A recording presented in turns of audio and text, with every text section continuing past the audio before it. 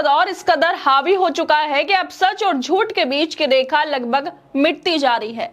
अब कोई भी किसी के बारे में कुछ भी लिख देता है, बिना सोचे, बिना जांचे, बिना किसी जिम्मेदारी के। मीडिया जो कभी लोकतंत्र का चौथा स्तंभ माना जाता था, वो तो खुद झूठ फैलाने की फैक्ट्री बनता जा रहा है। लेकिन अब सोशल मीडिया पर भी लोग फेक न्यूज फैलाने से पीछे नहीं हट रहे। देर रात टीआरपी और प्रोपेगेंडा की होड़ में ऐसी ऐसी खबरें चलाई जाती हैं जिनका हकीकत से दूर दूर तक कोई लेना देना नहीं है। लेकिन चिंता की बात यह है कि अब इस फर्जी खबरों के हमले से ईमानदार और वरिष्ठ पत्रकार भी बच नहीं पा रहे हैं। वो लोग जो सच के लिए लड़ते हैं, अब उन्हीं के नाम से झूठ फैलाया जा रहा है। सोशल मीडिया पर उनके खिलाफ मनगढ़ंत कहानियां रची जा रही है, बिना किसी प्रमाण, बिना किसी संदर्भ के। और ऐसा ही कुछ रवीश कुमार के साथ भी हुआ है, जो अपनी सधी हुई जुबान, तथ्यों पर आधारित पत्रकारिता और सत्ता से टकराने के जज्बे के लिए जाने जाते हैं। इन दिनों उनके खिलाफ सोशल मीडिया पर झूठ फैलाया जा रहा है। कहा जा रहा है कि उन्होंने कोई भविष्यवाणी की थी कि प्रधानमंत्री मोदी इस्तीफा दे देंगे। कुछ लोग दावा कर रहे हैं कि रवीश ने चैनल को सब्सक्राइब करने की अपील के साथ ये बात कही थी, लेकिन रवीश कुमार ने खुद सामने आकर इस बात का खंडन किया है और कहा है कि उन्होंने ऐसा कुछ भी नहीं कहा, ना कभी भविष्यवाणी की और ना ही ऐसा कोई बयान दिया। अब सवाल ये उठता है कि क्या ये फेक न्यूज फैलाने वालों को इतनी फुर्सत है कि वो किसी के नाम से झूठ गढ़ने में इतनी मेहनत करें, और अगर है तो क्या यही समय देश के असली मुद्दों को समझने और सरकार से सवाल पूछने में नहीं लगाया जा सकता? दरअसल फेक न्यूज अब समाज के हर कोने में पहुंच चुकी है। पहले यह सिलसिला राजनीतिक दलों, नेताओं या मशहूर हस्तियों तक सीमित था, लेकिन अब पत्रकार भी इसके निशाने पर हैं। वो भी ऐसे पत्रकार जो सरकार से सवाल पूछते हैं, जनता की आवाज उठाते हैं और सत्ता से टकराने का हौसला रखते हैं।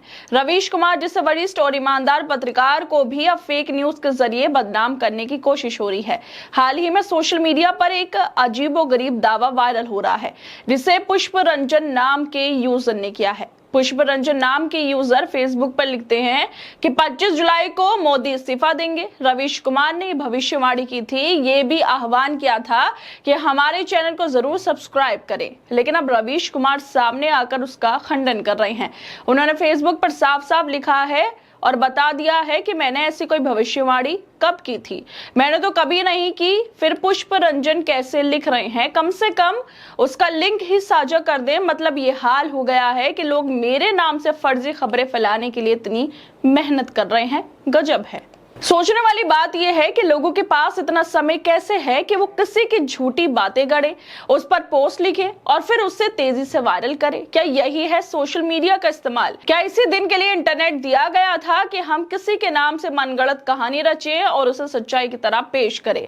फेक न्यूज सिर्फ एक इंसान को बदनाम नहीं करती, वो पूरे समाज की सोच को बिगाड़ देती है। जो लोग सत्ता से सवाल नहीं पूछना चाहते, वैसे पत्रकारों को निशाना बनाकर असली मुद्दों से ध्यान जरूर भटकाते हैं। ये एक रणनीति बन गई है कि झूठ फैलाओ और सवाल पूछने वालों की आवाज दबाओ। लेकिन सवाल ये है, क्या देश में अब यही बचा है करने के लिए? बेरोजगारी, महंगाई, शिक्षा, स्वास्थ्य, महिला सुरक्षा, किसान और मजदूरों के सवाल पीछे छूट चुके हैं। फेक न्यूज फैलाने वालों के पास इतना समय है तो क्यों ना सरकार से भी कुछ सवाल कर लिए जाए, क्यों ना बेरोजगारी पर एक पोस्ट करें, क्यों ना किसानों की हालत पर एक रील बना ले।